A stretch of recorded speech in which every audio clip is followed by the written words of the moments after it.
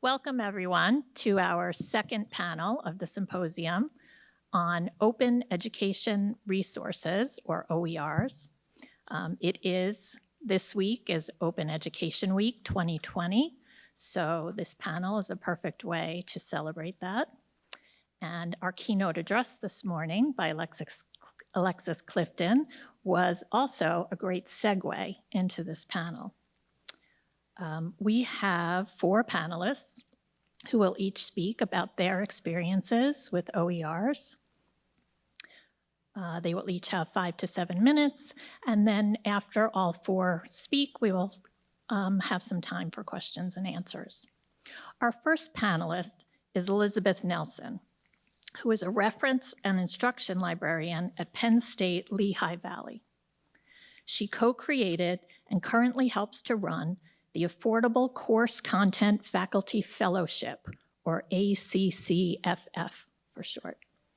The ACCFF is an OER adoption project funded by a campus grant supporting innovative approaches to student success at Penn State Abington's campus. She will share how the ACCFF is structured, how an OER adoption initiative is presented and managed on the Abington campus, and how it works with other OER initiatives within the Penn State system. Elizabeth? Thank you. Let me move this up. Can everybody hear me? Okay.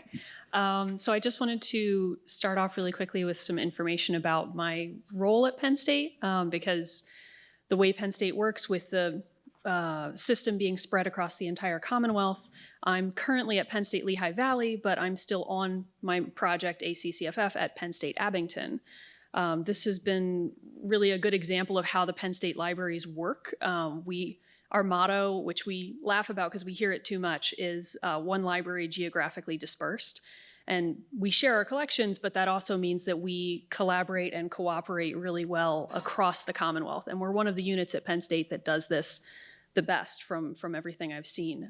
So when a mandate came down from Penn State's administration to explore OER as a way to improve student retention and success and a way to make the university more affordable, the libraries really jumped on that.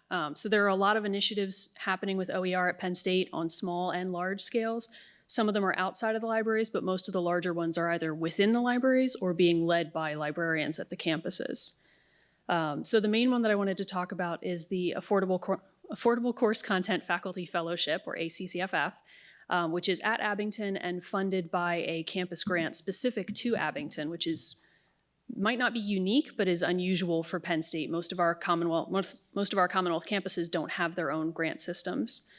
It funds faculty as they explore, evaluate, and adopt OER for their courses, and then adapt their courses around those OER. The faculty are supported by librarians and instructional designers throughout this process, notably not just from Abington, but from Lehigh Valley now that I've moved, and also from University Park, our main campus in the center of the state. We're able to bring in resources that we don't have at our local campuses very easily to support them. The 7 faculty that we funded our first year wound up teaching 11 courses for 326 students. And all of them chose to use either fully open or library licensed materials, which I should say, we allowed them to have not just OER to choose from. They could do OER, they could do library licensed materials just because of the size of the Penn State libraries and the amount of materials we could make available to them that we already had access to. And also affordable materials, which for Penn State means $50 per student. All of our faculty chose to use either open or library license, so there was no cost for the students or direct cost anyway, for the students for any of the courses. So we're estimating a savings of about $45,779 for that first year. And that was successful enough that the chancellor at Abington chose to take us out of the chancellor's grant format and just fund us for another year, because that was a 1-year grant, and he didn't want our project to end. So we're going on for the next year. And I want to say there are a lot of OER adoption initiatives. It's happening kind of all across the country, but some really interesting things that came out of our project that we hadn't expected. We got questions from faculty on fair use and open licensing and copyright, which we expected, but not to the extent that we got them. Everyone but our English faculty member, who was used to using course packets, was very concerned about the idea of just using more than one book. Was that even allowed? Could they assign more than one thing, even if it was free? They hadn't done that before.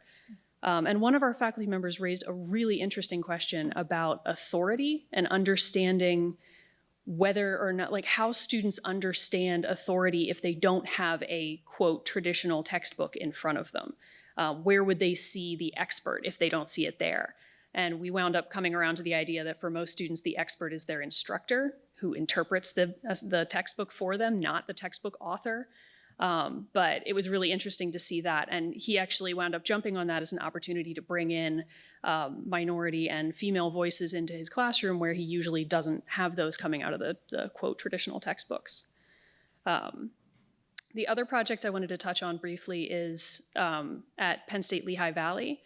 After working on ACCFF and learning so much from Christina Riemann-Murphy, who actually started the ACCFF and brought me on to help her with the project, I wanted to keep that momentum going at my new campus, but Penn State Lehigh Valley is very different from Penn State Abington. Abington is about 4,000 students. It's maybe 10 minutes north of Philadelphia. It has one dorm, which is exciting. And it's hugely first generation, and a lot of the students have Pell Grants or really struggle with paying for college regardless. So affordability was really the focus for Abington.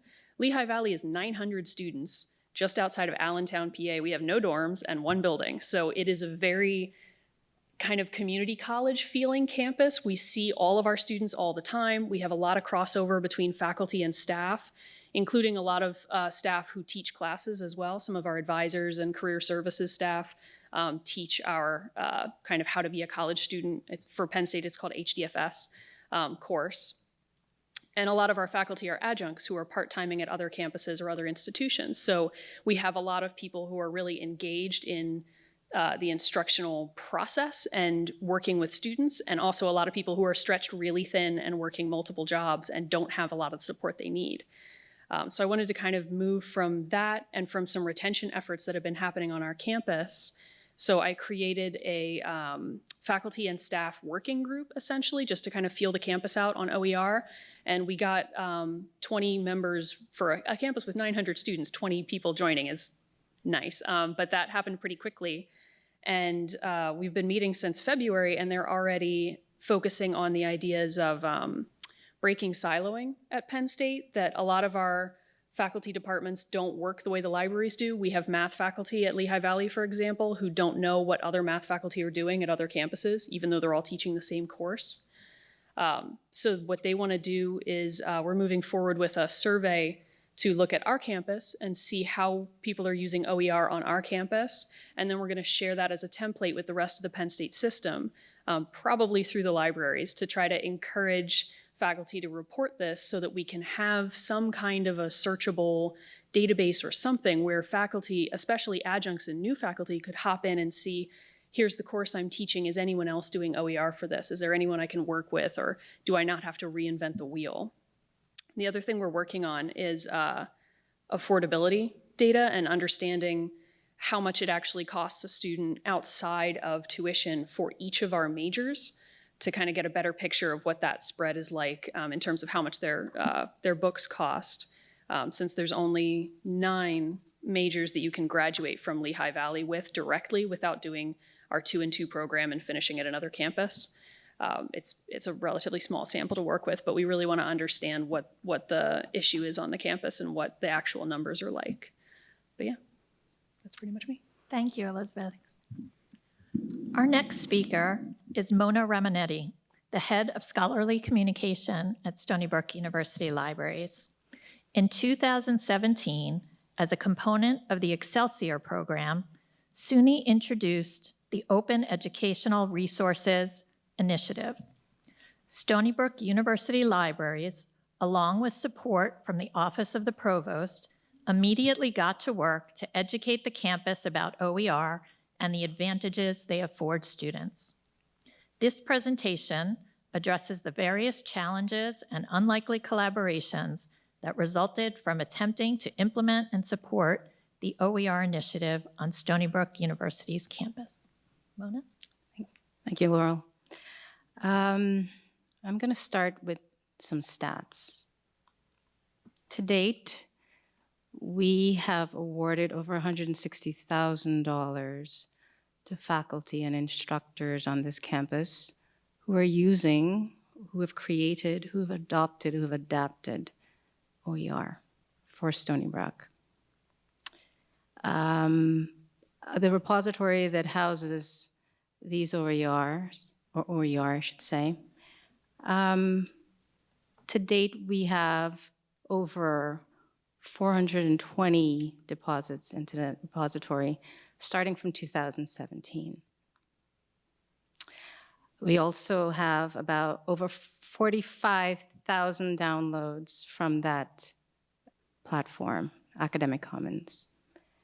And within the last year, over 29,000 of that 45,000, those downloads occurred.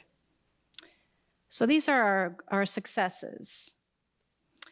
The download, actually one of the most popular downloads is an OER textbook, Introduction to Linear Algebra by Alan Tucker. So I'm putting these successes out before you all. This is great. This is what the initiative that the Excelsior program, this is an offshoot of it, this is what we wanted to see. Usually when we were talking about OER, we're talking about, and Alexis actually did a terrific job detailing it this morning, we talk about it from the student success side, the accomplishments the faculty or the instructors have made, retention rates, and this is fantastic. A lot of the literature really, when you start looking at OER literature, it deals with that. But what is supporting this? What is happening on the back end? What is happening on the back end is a lot of bureaucracy. Librarians, and again, Alexis, you said it, we wear a lot of different hats. The OER initiative essentially is forcing us to wear more than one hat. Here we are, we're trying to get the word out that this exists. This initiative is something that we should be jumping on and supporting. But we also have to go out and educate our campuses. We also have to go out and educate our faculty. We also have to go out and educate the folks who are going to help us get the faculty members paid, the ones that are actually creating the OER. They're putting their blood, sweat, and tears. They have to be compensated for that. That's part of the machine. That's part of the process. A lot of the literature is not addressing that. And rightfully so in terms of people want to see the data. This is what has happened. But those of us who are in the trenches also want to know what's happening. How do we do this? How do we accomplish this? So when we started this, our initiative on campus, which was in late 2017, a few things we had to address. First of all, yes, how are we compensating the faculty? What is the machinery behind it? The platform that we're using, is it something that is sustainable? These are questions we need to ask, and that were asked, of course. And then how do we market this? And I think we touched upon in the last panel as well. We have this great idea, we have this great service, we're doing all of this stuff, but somehow it's not reaching the ears that need to hear these things and appreciate what it is that we're trying to do. These back-end considerations really, I don't think there's much discussion on this. So that's what I'm here to sort of share with you. When we first started this, the folks, they were, yes, the grants were chosen, everybody was awarded their assigned amount.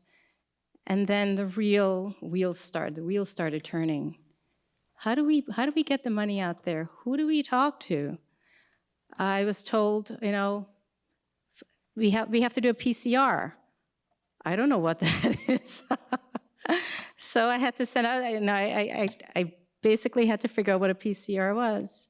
And basically it's a way to itemize and justify to the provost where this money is going and why these faculty members are being compensated. That's the first step. Then we also, and that had to be okayed. That takes a lot of time, by the way. It is not 2 weeks. We're talking, on a good time, on a good day, it's about a month. Tons of PCRs are going across the provost's desk. We are one of many. Okay, so finally we were signed off on it. Where do we go next? Human Resources, the Office of Procurement. Every step of the way, folks said, what are OER? Why is the library heading this initiative? This was news to everyone on campus, the people that we spoke to. There's a quote that I found that really sort of captures what the perception of librarians still on academic campuses. The article is a 2010 article, Gilman and Kunkel. For academic libraries in particular, this perception of the library as a collector, provider of external resources, books, databases, journals, DVDs, etc., can lead to a correspondent perception of limited utility. The academic library does define its students and faculty members' minds by its role as a source of reading material to create literature reviews, to do background research, to augment bibliographies and reading lists.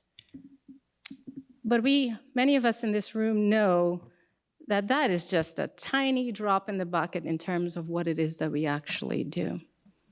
And our profession constantly is evolving. So as I navigated the various departments, non-academic departments that had no idea what this was, it was a learning experience for them, and it was a learning experience for me as a librarian to see how things work, how bureaucracies work on this campus. And I don't think I'm alone in these experiences for those of us who are part of the OER initiative. This information needs to be out there. How am I doing on time? I'm on my soapbox, so I can keep going for a little bit. Okay, but another challenge that we sort of encountered, and you actually alluded to it as well, was a lot of faculty members were not quite sure where to go when it came to understanding copyright and how it applied, and lots of confusion. And for some odd reason, they found their way to the library. We were not the primary point for faculty members or instructors to get this information. And I was actually astounded because I assumed that this, again, we were making these assumptions that, we're the wheelhouse. We have all this information.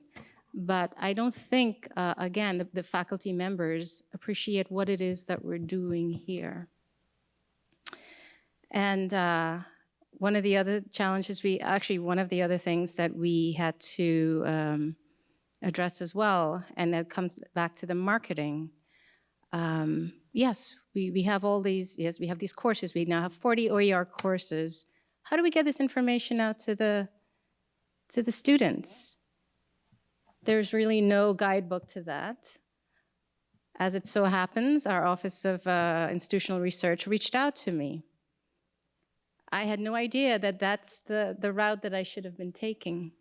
But thankfully, somebody did. And another collaboration was formed.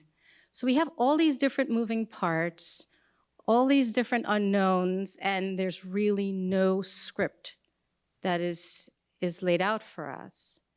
So my push here is for us to start talking about the back end of OER implementation as well, because it is just as valuable as the products and the output. And I'm off my soapbox. Thank you. Thanks, Mona. And thanks for working on starting to create this instruction manual that seems to be needed. I don't know if you said anything like that. But Our next panelist is Kristen Nyitray, the Director of Special Collections and University Archives at Stony Brook University Libraries. Students are often required to include primary sources of information in assignments, but they are unsure of how to identify, access, interpret, and incorporate these compelling sources created at the time under study. Using primary sources in research is an OER tutorial developed for students to introduce them to concepts and to equip them with strategies for the effective and ethical use of primary sources in research and creative projects. Kristen Nyitray will provide an overview of how she developed the standards-based tutorial with the aim to expand and improve student learning, writing, and critical thinking skills across the curriculum. Thank you. Kristen. Thank you. And thank you all for attending today, and to Mona for inviting me to share I call it my DIY OER journey, because I did not have experience with that before, but I think it's to add to what Mona said, kind of what's required to equip yourself and educate yourself on what is an OER and how can you actually execute an OER.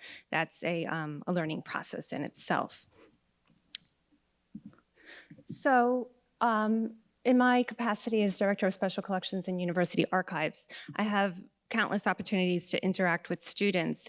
And the catalyst for me to develop this OER was hearing again and again from students that they were given these very interesting assignments from their professors, but they did not know how to approach finding primary sources, or even how, and furthermore, I should say, how to evaluate and integrate the information they were able to gather in their assignments.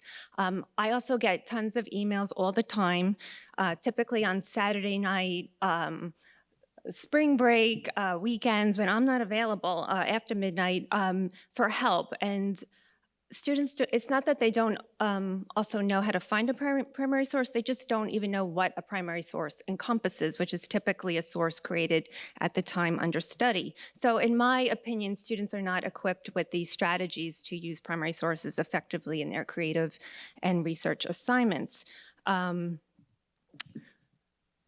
And primary source literacy is critical to original research and writing, but one of the greatest challenges with using primary sources is what presents itself at the convergence or intersection of identifying and evaluating a primary source. And here are some examples. So there's archival literacy. How do you assess a source? Physically handle it, cite it. There's visual literacy. There's cultural literacy.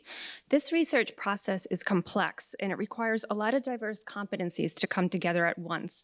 And again, without a clear strategy, students can get confused and discouraged quite quickly. So what could I do about it? So as Mona said, we have a lot of hats, so I decided to put on another hat and embark on developing a tutorial in OER that could be used at any time from anywhere, and one that would include content across the curriculum and would encompass the entire research life cycle with demystifying primary sources at the core. It was also very important to me that this tutorial amplify and promote the collections that we have here at Stony Brook. We have incredible collections of historical maps, rare books, and archives, and ultimately my examples would reflect that and include scientific notes, research data, oil paintings, and Instagram posts.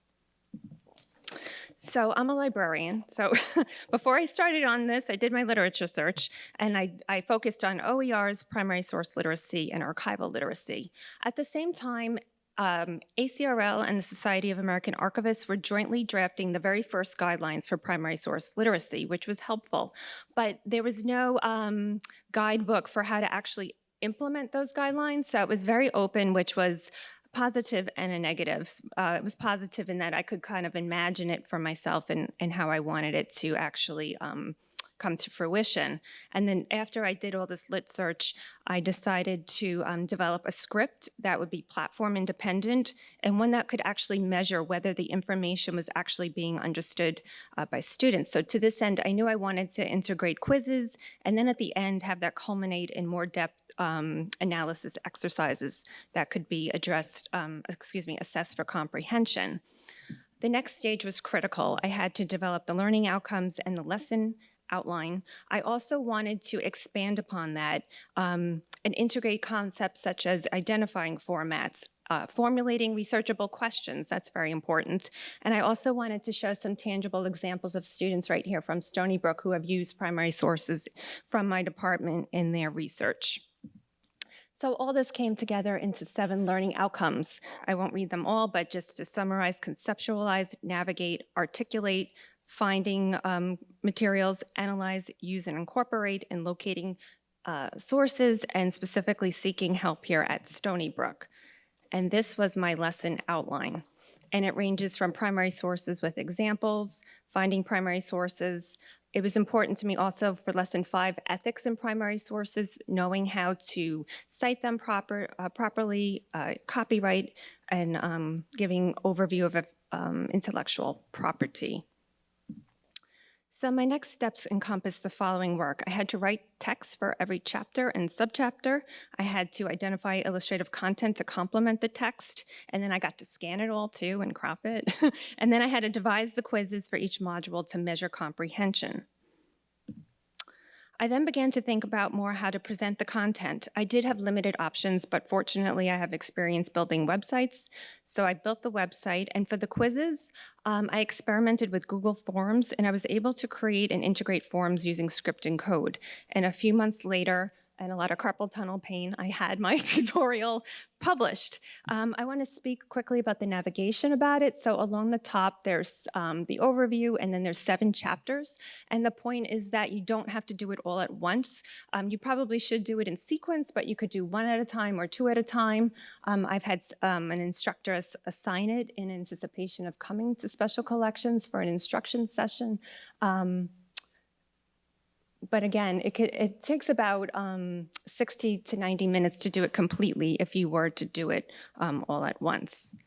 And here's a screenshot of one of the final parts of the last quiz. And this is a document analysis. And on the left, we have a transcription. Then we have the originals, an original 1779 George Washington spy letter. And then on the right side are some of the questions that are asked of this primary source. And I just wanted to show you, this is the back end of the quizzes, because like I said, it was important that I gather some data about this, because I wanted to gauge what is being understood, what areas might need more instruction or explanation. And here's a few screenshots. So I have true, false, multiple choice, and fill in the blank questions. So in the future, I plan to assess the data more fully and write about my experience. To complement or follow up on what Mona had said earlier, I think OERs present librarians with great opportunities to affirm our important role in developing inclusive, free resources, as well as the vital contributions that we make to mission fulfillment, research impact, reputation building, and student learning and success. I would encourage you all to explore building or contributing to an OER, and my contact information is there. If I can be of any assistance, please feel free to contact me. Thank you. Thank you, Kristen. Okay, our last panelist is Georgia Westbrook. She is the Open Educational Resources and Instruction Librarian at Touro College.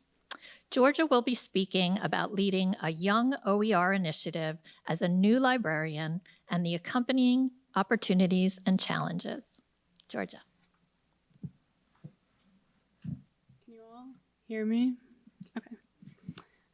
So first, thank you to Stony Brook for supporting this conference and this work, and thank you to Mona and the committee for organizing. I'm grateful for the opportunity to be here. So I've been the OER and instruction librarian at Toro College since January, after graduating from library school in December. So I've had a lot of time to think about what it means to do this work. Just kidding.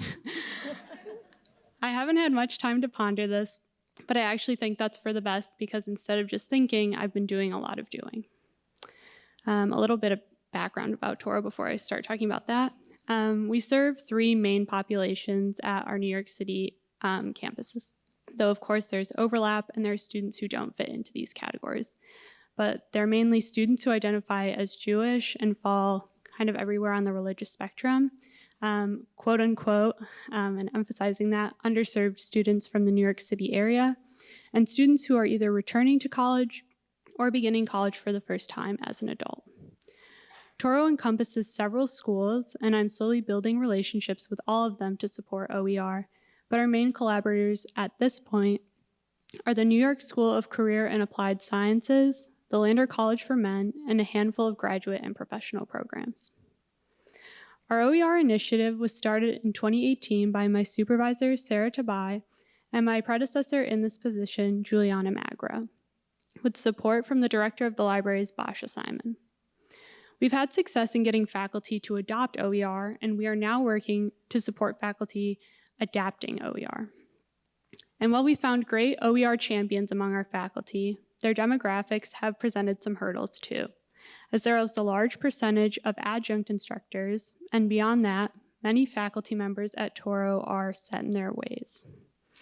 Our challenge with a faculty body with these 2 traits ultimately boils down to needing a lot of buy-in to get an OER program off the ground and not always getting it, or getting it very slowly. Many, though not all, of the faculty who have been at Toro for years and decades are resistant to change in general and tend to see OER as a direct threat to the way things have always been done.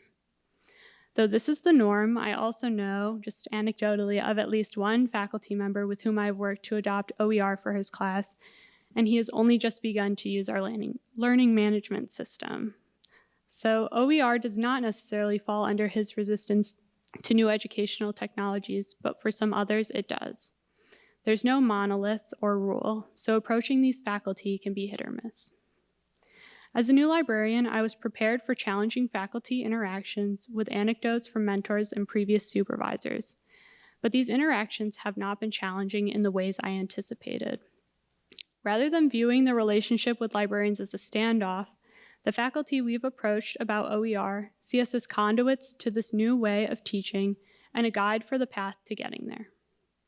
This has been a tremendous and positive opportunity, albeit additionally a crash course in how to set boundaries and communicate commitments.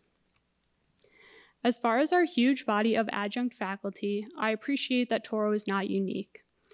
Still, I think the challenges this presents when it comes to implementing an OER initiative are worth discussion here.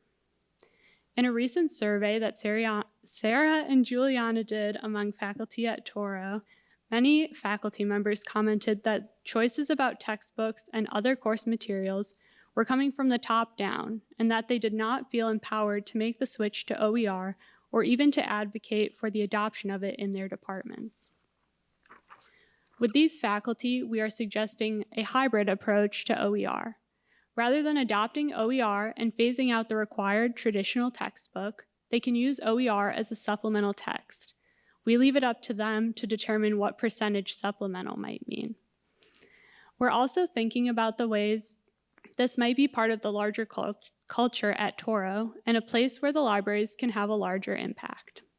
For example, we are working with the Speech and Communications Department right now to switch over one course to OER, and along the way, we have learned how many differences there are in the syllabuses between sections for this one class.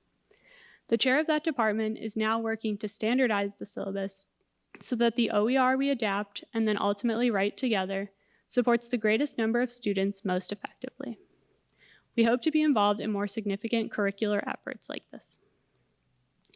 Despite these challenges, being a new OER librarian has also afforded me a lot of unique opportunities. I have a lot of support for attending professional development events and a lot of time devoted to learning about the field through reading, webinars, and scrolling through Twitter at work. While I have found few resources specifically related to To new librarians who happen to have OER responsibilities, I have been able to tailor most of the guidance out there to my position.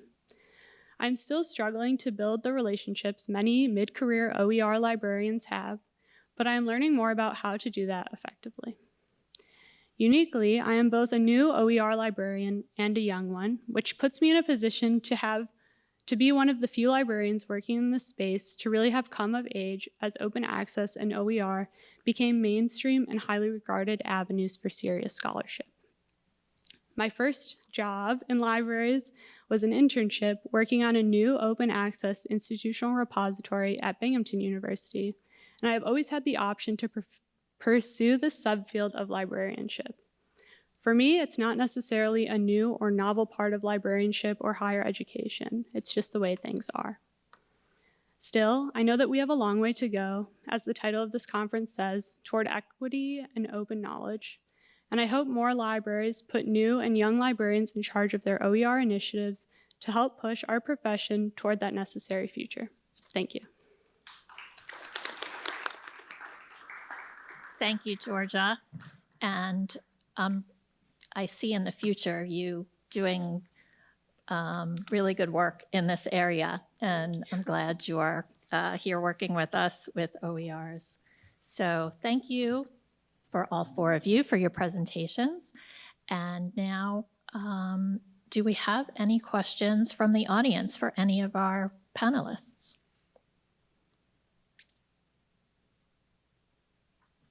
Yes.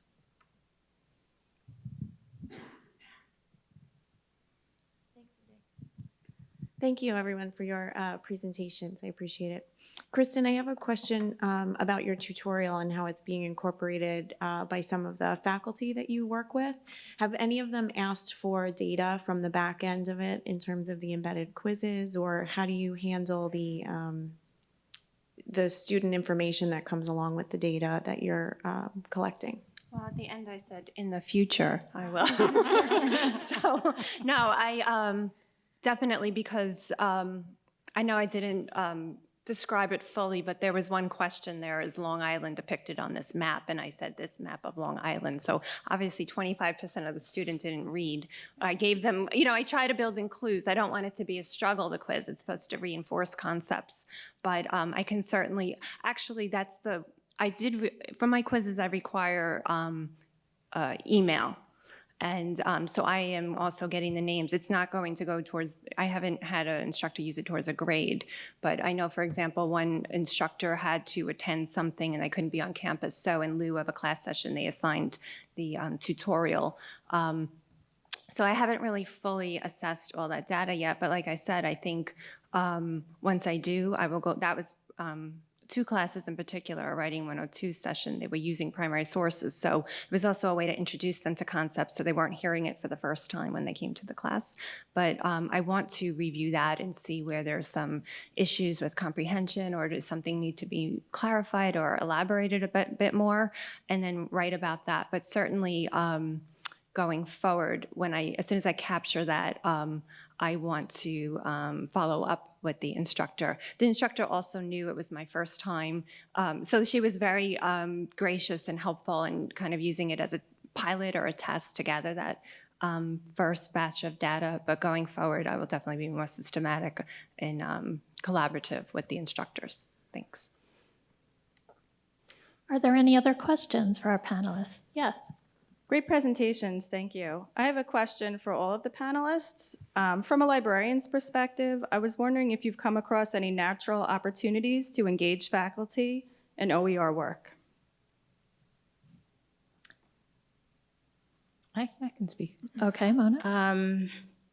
Well, prior to assuming this position, I was a life sciences librarian, and I was able to forge some relationships, some opportunities to talk to faculty members. I attended their lectures, whatever it is that they had on, they put before us.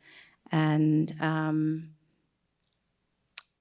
with that opportunity, I was able, when I assumed the position of OER lead, OER campus lead, I I had a captive audience. I essentially was able to sort of segue, you know, we're doing this. Have you looked into this? And it's just, you just plant the seed and move on a little bit. Sometimes it catches and another colleague is doing, you know, take for example, neurobiology. We have a professor there who is creating an OER right now. And now I'm having conversations with other faculty members within that department. Oh, I see you're working with so-and-so. This is interesting, you know, and again, it becomes an educational opportunity to really promote what we're doing with OER, what the advantages are, and why they should be considered. Yes, the reluctance is very much there. A lot of folks are set in their ways, but I think we just have to keep hammering away at it, finding the opportunities, finding the little nooks, and taking advantage of that. Did anyone else want to address that question of opportunities with faculty? Elizabeth? Sure, yeah. So the Penn State system splits up open access and OER liaisons, or sometimes combines them around the different campuses. So technically, I'm the OER librarian for my campus, but since there's only 2 librarians on my campus, we don't make a big deal about that. But what we wound up doing was when my head librarian sent out an email about course reserves, making sure we have their textbooks, making sure everything's up to date, I piggybacked with an email the next day saying, by the way, if you're interested in looking at OER, that's something that my time can go toward. That kind of for them, it was really emphasizing, I understand that this is a lot. I understand that you're overworked and you have a lot going on. Give me some of your work and I will help you with this. Like, I'll help you find the OER and help you evaluate it, and you don't have to do this by yourself. And that was also kind of the philosophy behind the OER group that I'm starting at Lehigh Valley, was to bring the instructors together and have it be less of me showing up as the library saying OER is important and you need to do this, and instead having their colleagues who are already using OER sharing what they're doing. And part of that actually came out of ACCFF. We're planning on having our first 7 faculty, we're gonna label them as faculty champions and kind of not parade them around, but have them involved in Open Access Week, Open Education Week, any kind of events we do like that, asking them to talk about their process just to kind of get away from the why aren't you using OER and more toward the here's how I actually did it. Because that was the real thing we found from our faculty, was that even the ones who were enthusiastic about it, it was the you don't know what you don't know thing, again, of the hesitancy of I don't know how much work I'm signing myself up for here if I want to do this. I don't want to commit to something and then not be able to actually follow through with it, or not be able to know if it's really a good thing for my class. The only other thing that's come up on our campus is a lot of our faculty we've discovered over time working with them, the librarians who were there before us didn't do a lot of instruction, and so we're really building an instruction program kind of from scratch. They have some, I don't want to say problematic, but very difficult research assignments that may not be appropriate for the classes that they're doing.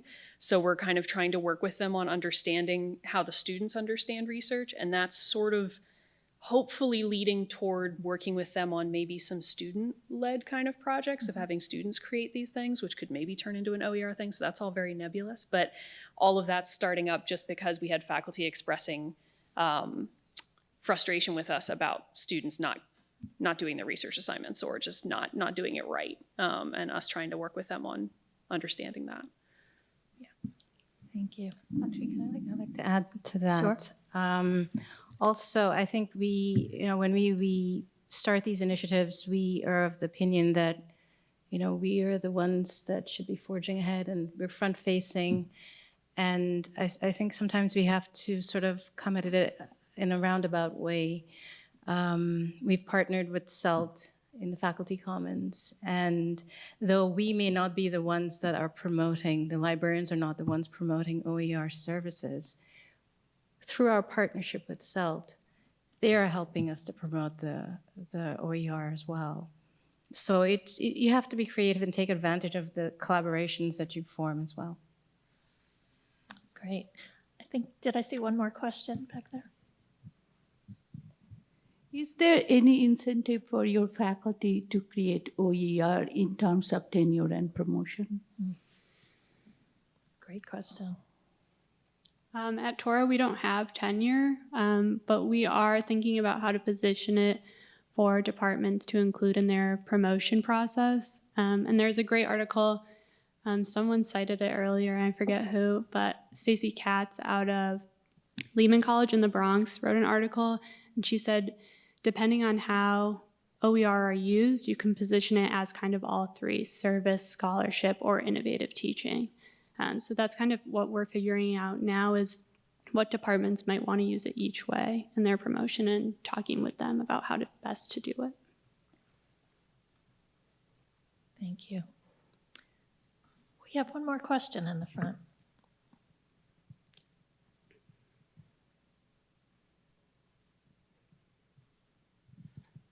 Hi. I just want to also bring up the topic of MOOCs, the massive open online courses, and I'm wondering how that fits into your OER strategies or experiences. So in other words, the course itself is also open access. Have you had any work with that? Nothing comes to mind. Yeah, we haven't had any opportunities along those lines, no, to Okay. date. Okay, thank you.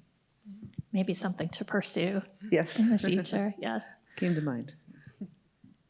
Thank you all again for your presentations.